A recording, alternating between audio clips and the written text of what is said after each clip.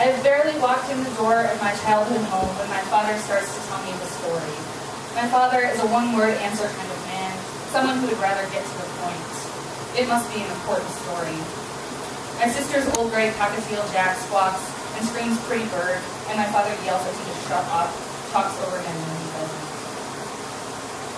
On Sylvan Lake, a man pulls his 3 children, 2 girls and a boy, on an inner tube behind a jet ski. Alex, the oldest son, is 11, Adriana is 10, and Gabrielle is 6. Their mother watches from their house on shore, waves, hope they don't bang their heads together too hard, maybe wonders whether she should start defrosting the chicken for dinner now. Their father is maybe shading his eyes against the hot orange setting sun, or perhaps idling while he adjusts his life jacket. A second man in a boat comes at a right angle, hits the tube point blank, runs all 3 children over without slowing down. Alex died instantly, Gabrielle a little later in the hospital. Adriana survived, but barely. Their mother watched from the shore, the churning water, the broken rope. A neighbor said she couldn't sleep at all afterward, could only remember the mother screaming, my babies, and the father ashore on his knees.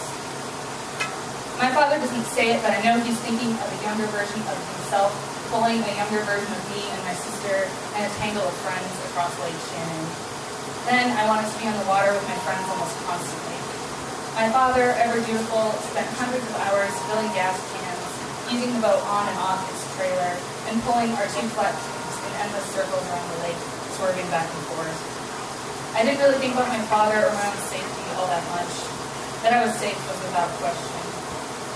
But now as an adult, I know there had to have been times when my father wasn't quite looking, when he lost sight of us in the rearview mirror, or came a little too close to the shallow spots around the edges of the lake, let the rope go too slack, jerked our shoulders too hard. How lucky I was to be able to care so little. I was more concerned with the pretend recklessness of it. I hung onto the outer handles until my palms blistered as we swung heavy over the wake and out in an arc, my thighs tight against the nylon, knees getting cold over the top of the water.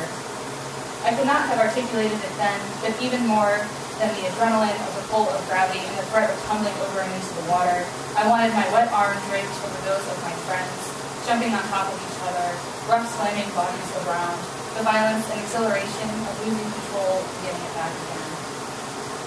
Occasionally the days would end with bruised thighs and shins, with a bloody nose or lip when 2 heads had gotten too close before a big wave. We sprawled on the itchy gray carpet and watched TV, our bodies tired with delicious steak. My father went for pizza. When we fell off the tube, my father told us we had to raise our hands so the boats driving past could see us, even with the bright, hard-tan colors of our puffy light jackets. If we had been cooler, we probably would have resisted the rule, but no one ever disobeyed. After being ripped from the tube, the water tossed me like I was a pebble, holding my breath, everything white and blurry until I came to a stop, breathe. Coming up after the screams and the bodies and the roar of the boat into the silence of bobbing alone and pointless in the lake was like the hush of lost electricity. I put up my hand and waited for my father to come back to me. Lake Shannon was man-made, shallow and brown from the stirred-up dirt left in the wakes of so many speedboats.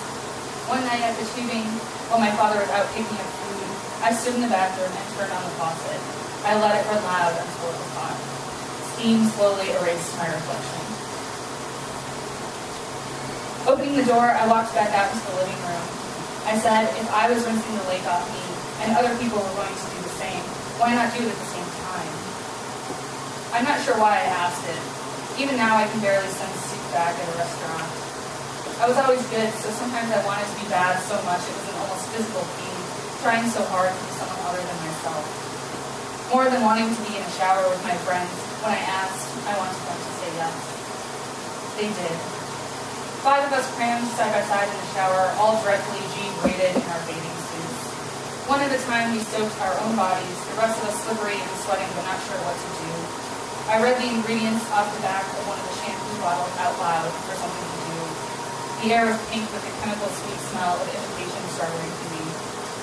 My father opened the door. I can't remember what he said or if I was given any sort of punishment. My father was never really one for punishments anyway. But I remember the way his face looked, utter surprise and fear, like one of us was going to be hit by a car. Either way, it was utterly beyond his control. He could not protect me from everything that might happen. I told him I was sorry, so sorry, apologizing for the thing I hadn't quite done, all the things I still might do. My father reorganized the pizza boxes, stacked the empty ones in a neat pile, said not much of anything. My father tells the story again from the beginning, like if he keeps repeating it, something might change. He echoes the words of the man driving the boat that killed the children.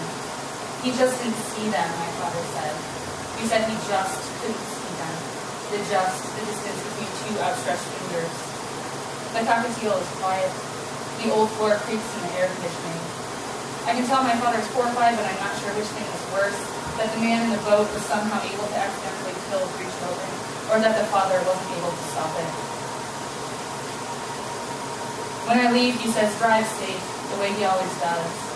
I back up the driveway, bordered on either side by a steep hill, the same one I backed down for most of my life. I make sure to check my blind spots. He waits until I've made it to the end before turning out the garage light.